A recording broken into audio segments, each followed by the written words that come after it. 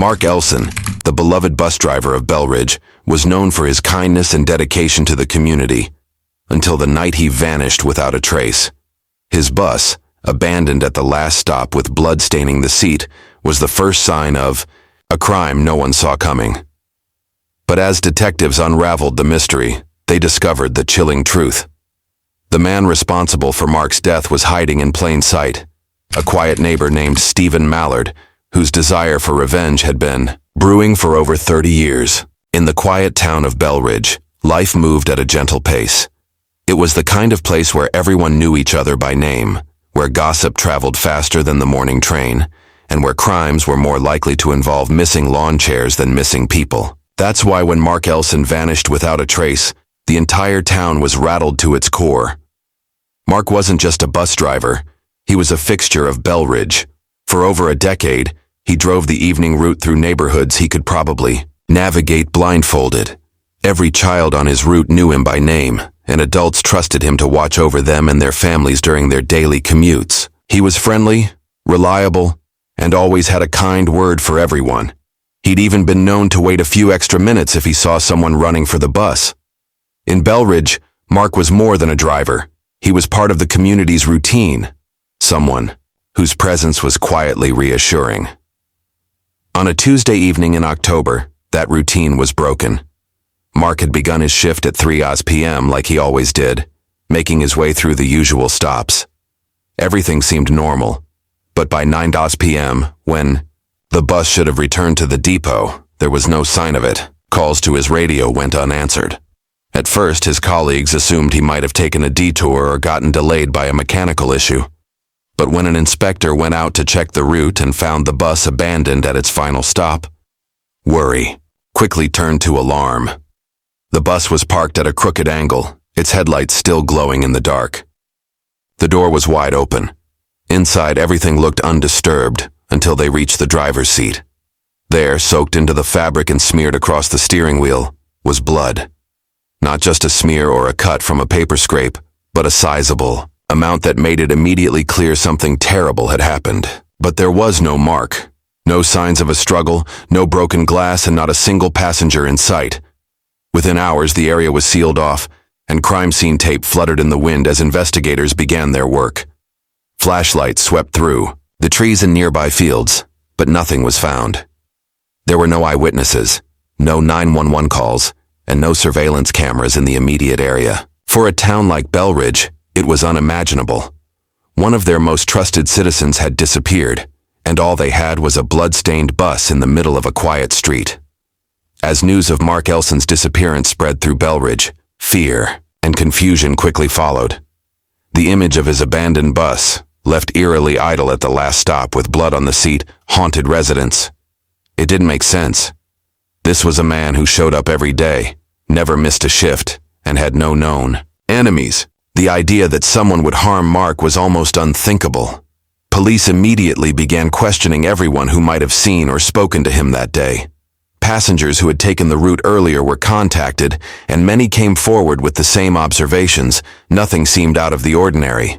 People remembered Mark's usual greeting, the same steady driving and the familiar stops. No one had noticed any commotion. No one saw anyone acting suspiciously on the bus. In fact, most riders said the route felt just like any other night. Up until the final stop where Mark never returned. This lack of witnesses was troubling.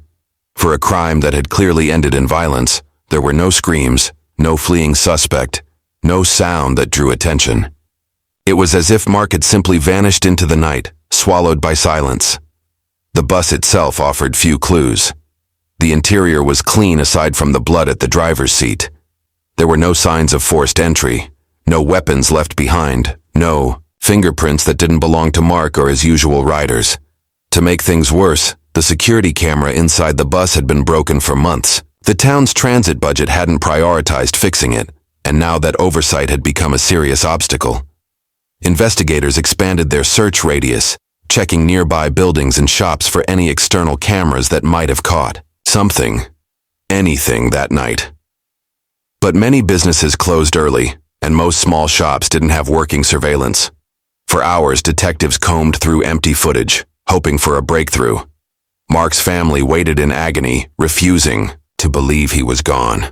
His wife held on to the hope that he might have survived and was being held somewhere. But with every hour that passed, optimism faded. The blood found on the bus was sent for analysis, and early results confirmed what everyone feared. It was Mark's. By the third day, the investigation was stalling. There was no body, no suspect, and no known motive. The people of Bellridge grew restless. Rumors started to circulate, talk of strangers seen in town, theories of robbery, or even mistaken identity. But all of it was speculation, with no hard evidence. The police were left grasping at shadows. The case was becoming colder by the hour. Just when it seemed the investigation into Mark Elson's disappearance had hit a dead end, a small detail changed everything. A junior officer combing through the area map for any overlooked surveillance spotted a gas station 2 blocks from the final bus stop. It was an old station, family-owned and barely staffed, but it had a single security camera mounted on the corner of the building, aimed loosely toward the street. Detectives visited the station immediately. The owner wasn't sure if the camera was working, but he handed over the footage without hesitation. The video quality was poor, grainy, black, and white with low resolution, but it offered something the investigators desperately needed: a different angle. The camera's view covered a stretch of the road that included the final bus stop, and the timestamp matched the exact time Mark's bus arrived on the night he vanished. As investigators watched the footage, the familiar bus rolled into frame. At 8:42 p.m., its headlights cutting through the dimly lit street. It stopped as usual, and for a moment, nothing seemed out of place. Then, at 8:44 p.m., a figure appeared at the edge of the frame, walking toward the bus. The person was wearing a hooded jacket and carrying a large backpack. Their face was turned away from the camera, hidden in shadow. The figure hesitated before stepping onto the bus. That small pause caught the attention of detectives. It looked deliberate, like they were waiting for something or gathering courage. Once on board, the bus remained parked for several minutes. Then, at 8:49 p.m., the headlights flickered off. The bus didn't move again. Most disturbing of all, no one was seen leaving the bus after that point. The mysterious passenger had boarded, but they never got off. The video didn't show what happened inside the bus. There were no obvious signs of struggle, and no movement visible through the windows. But the timeline matched the moment investigators believed Mark was attacked. The footage gave them a crucial lead. Someone had entered that bus. Someone who never intended to ride to the next stop. Police zoomed in, frame by frame, hoping to identify the person, but the camera's poor quality made it impossible to capture a clear facial image. The backpack, though, was distinctive, large, slightly worn, with what looked like a stitched patch on one side. It wasn't much, but it was something. Finally, after days of dead ends, detectives had their first real clue. The figure in the video wasn't just a random passenger. They were the key to solving the case. The mysterious figure caught on the gas station CCTV instantly became the center of the investigation. With no other leads and a growing sense of urgency, detectives began trying to answer one question. Who was this person, and why did they board a nearly empty bus that night only to vanish without a trace? First, they checked the bus's passenger records, but the final boarding hadn't been logged. Mark Elson was known for strict adherence to protocol, yet there was no ticket scan, no fare recorded, and no entry in the driver's manual log. It appeared the figure had either snuck on or had been let on intentionally. That detail raised eyebrows. Did Mark know this person? Or had he been caught off guard? Investigators canvassed the area around the last stop, asking locals if anyone had seen the hooded figure before. Most shook their heads, unfamiliar with the description. No one reported a backpacked individual matching the grainy footage in recent days. Detectives reviewed older footage from the same gas station but found nothing similar in the week leading up to the incident. It was as though the passenger had appeared out of nowhere and vanished just as quickly. Frustrated by the lack of a face, detectives shifted focus to the backpack. Enhancing the footage didn't provide much clarity, but one thing stood out: a patch sewn onto the side. It looked like some kind of emblem or logo, possibly military or tactical in nature. That detail sparked a new theory. that the mysterious individual may have had a military background. The investigation moved in that direction. Detectives obtained a list of local residents with military service. It was long, but they began narrowing it down to those who lived within walking distance of the bus stop. Still, it was like trying to find a needle in a haystack. There was no match to the backpack, and no one stood out as suspicious. At the same time, behavioral analysts were brought in. They pointed to the calculated manner of the boarding, the delay, the purposeful stride, the quiet disappearance, as signs of premeditation. This wasn't random. The passenger wasn't looking to catch a ride. They had a specific goal, and whatever happened after they boarded was likely planned in advance. It became clear to investigators that this was no ordinary crime. The figure had taken steps to avoid identification and left behind almost no trace. With the mysterious figure's identity still unknown, investigators focused all their efforts on the backpack, the only distinctive clue left behind. A specialist in forensic video analysis was brought in to study the footage in greater detail. By carefully enhancing specific frames, they managed to isolate a better image of the patch on the bag. Though still unclear, it resembled a faded insignia, possibly a military unit or a survival gear brand. The subtle curve of the emblem and its placement hinted at a manufactured design rather than a custom one. Detectives began contacting military surplus stores in and around Bellridge, asking if anyone had recently purchased or repaired a backpack, matching the one in the footage. One owner of a small supply store on the outskirts of town remembered a man coming in a few months earlier. He had asked for a replacement strap and mentioned being a former army mechanic. The purchase had been paid for in cash, but the man left a name, Calvin Drury, for a service ticket. The name didn't appear in any local employment or property records, but further digging revealed it had been recently added to the town's municipal listings. Calvin Drury had moved into a modest rental home about a year earlier. He kept to himself, worked part-time doing odd maintenance jobs, and had no known family in the area. Most neighbors barely remembered seeing him.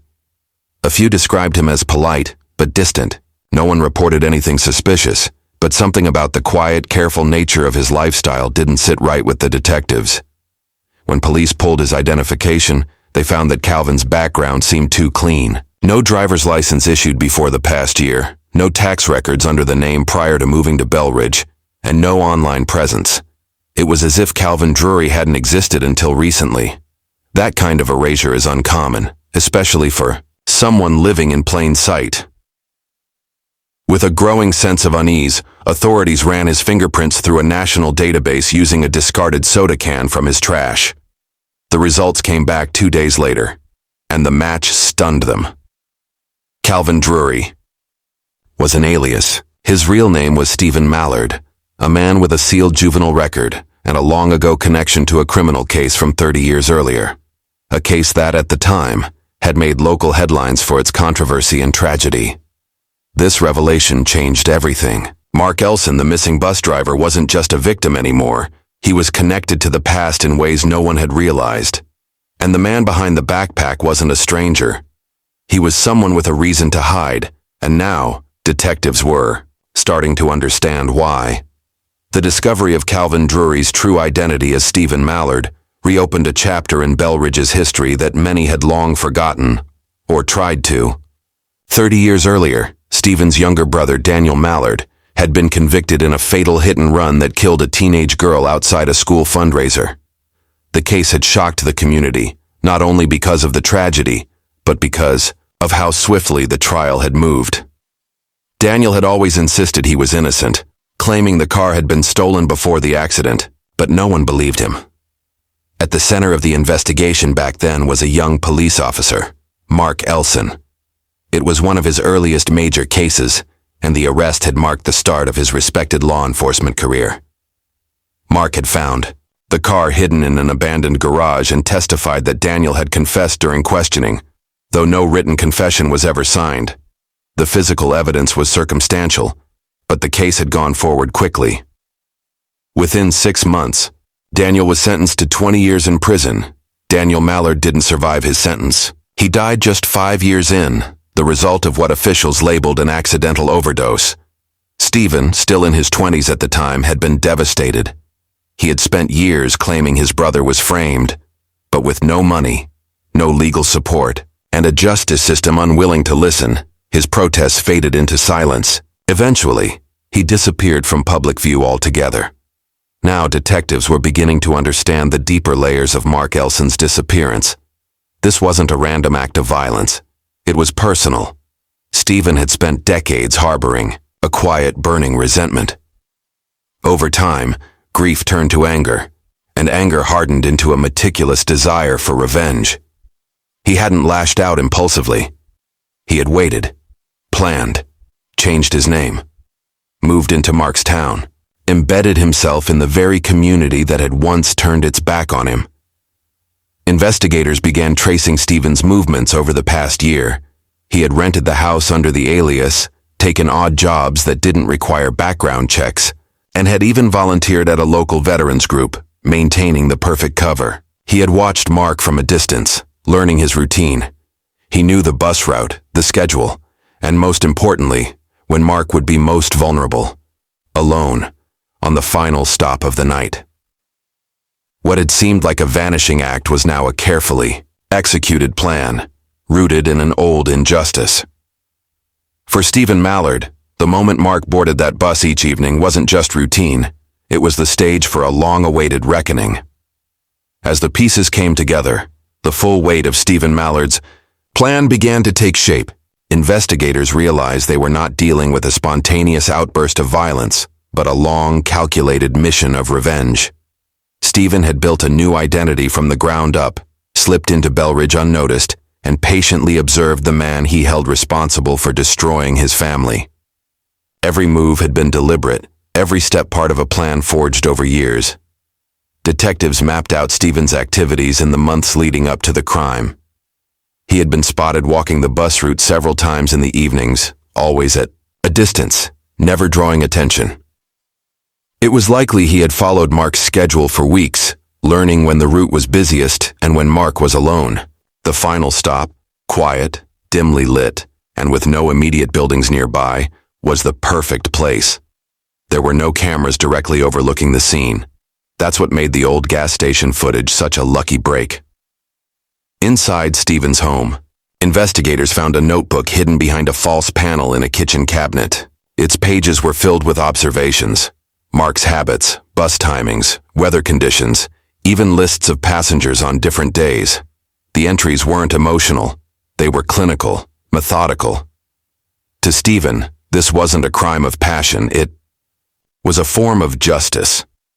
Detectives now had enough to understand the likely sequence of events. On the night of Mark's disappearance, Stephen had waited at the final stop, dressed to conceal his identity. He boarded the bus knowing it was nearly empty, his face hidden, his bag likely containing a weapon and restraints. He didn't need to overpower Mark in public. He just had to wait until the bus reached its last stop when the driver would be alone. The moment Mark turned off the ignition, Stephen acted. From the blood evidence at the scene, it was clear the attack had been swift. There were no defensive wounds reported in the autopsy later, suggesting Mark had little time to react. After the assault, Stephen had driven the bus a short distance forward, parking it slightly off-angle before vanishing into the night, dragging Mark's body with him. No one had questioned the parked bus until it was too late. The depth of the plan shocked even the most seasoned detectives. Stephen had spent a year hiding in plain sight, gaining the town's trust, all while plotting to settle an old score. It was no longer just a murder. It was a message. One built on silence, memory, and vengeance, executed with chilling precision. With the investigation now focused on Stephen Mallard, police obtained a warrant to search every inch of his home and the surrounding property. The small rental house on the edge of Bellridge had always seemed unremarkable, modest, quiet, well-kept. But beneath the surface, it held dark secrets. Officers arrived at dawn, carefully combing through the rooms, collecting electronics, papers, and anything that could link Stephen to Mark Elson's disappearance. At first, the search turned up little beyond the notebook already found. But in the backyard, something caught the attention of a crime scene technician. The soil behind the shed looked disturbed. Freshly turned earth was common in spring gardens, but this patch stood out, narrow, shallow, and oddly positioned. A ground-penetrating radar device confirmed what everyone feared. There was something buried below. The team began digging, carefully removing the soil layer by layer. Within an hour, the grim discovery was made. Wrapped tightly in a blue tarp and bound with heavy rope was the body of Mark Elson. The medical examiner on site confirmed the identity. The condition of the body suggested he had been killed the same night he went missing. His injuries aligned with the blood evidence found on the bus. Sharp trauma to the head and upper body, consistent with a blunt object and a blade, both of which were later found in Stephen's garage, cleaned but poorly hidden. The air grew heavy as officers stood over the grave. For days, Mark's fate had been uncertain. Now, the truth lay before them, brutal and undeniable.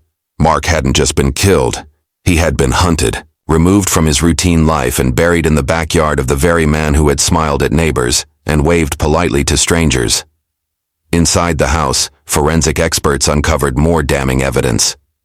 A hidden compartment in the attic held clippings from old newspaper articles about Daniel Mallard's trial.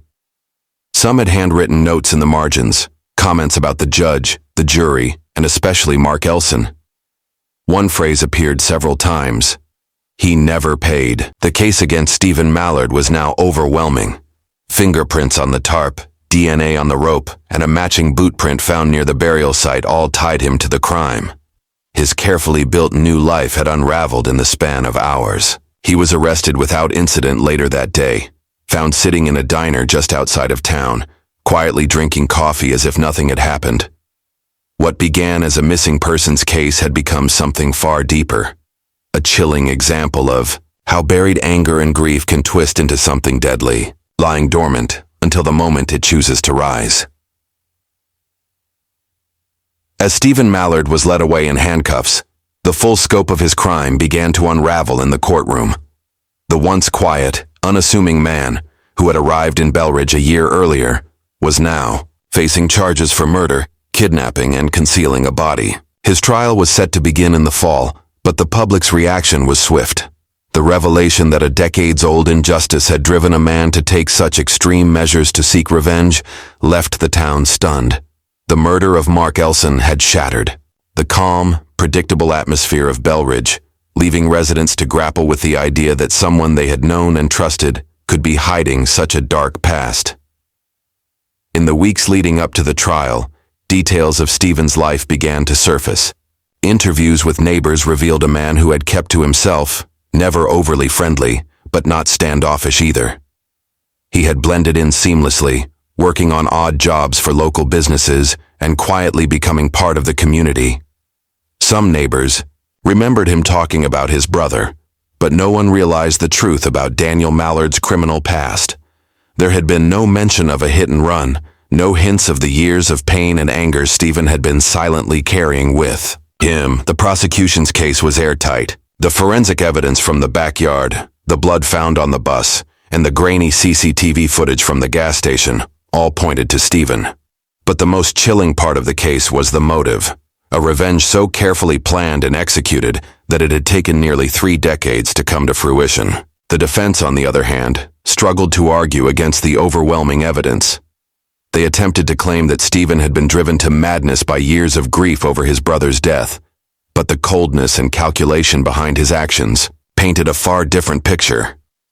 As the trial progressed, the people of Bellridge came to realize just how close they had been to Stephen's plan. His time in the town had been no accident. Every step, every small interaction had been part of a larger scheme. It became clear that Stephen had never truly intended to integrate into the community. His goal had always been to get close enough to Mark Elson to carry out his final act of revenge. The haunting realization that a person who had once been a neighbor, a friendly face at the bus stop, could harbor such deadly intentions was unsettling for everyone. By the time the jury deliberated, the question on everyone's mind was no longer just whether Stephen Mallard would be convicted, but whether the people of Bellridge would ever feel safe again. In a town where everyone knew each other's business, the idea that a quiet, unassuming individual could be hiding such a dark secret left a scar that would never fully heal. The town's trust had been broken in a way that no one could have ever predicted. The day the verdict came, the courtroom was filled with tension.